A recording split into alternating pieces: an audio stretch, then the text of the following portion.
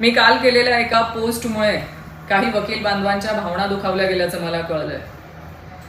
काल वैष्णवी हगवणेंच्या केस संदर्भामध्ये काही वक्तव्य मी मीडियाच्या माध्यमातून बघितले की पतीने पत्नीच्या कानाखाली 4 लगावल्यात तर तो हिंसाचार असू शकत नाही.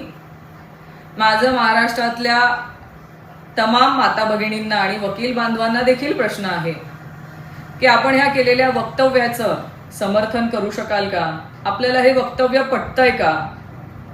कारण ह्याच केल्या गेलेल्या वक्तव्याचा ग्रामीण भागातल्या पुरुष मंडळींनी जर गैरवापर केला आणि माझ्या ग्रामीण भागातल्या माता भगिनींना की हे हिंसाचार नाही असं म्हणून जर 4 कानाखाली लगावल्यात तर माझ्या त्या ग्रामीण भागातल्या माता भगिनींना वाचवणार कोण?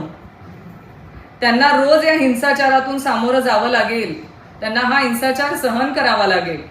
म्हणजे नम्रपणे विनंती आहे सगळ्या वकील बांधवांना की आपण ह्या वक्तव्याशी सहमत आहात का? आणि जर सहमत असाल तर मी सगळ्यांची माफी मागायला तयार आहे.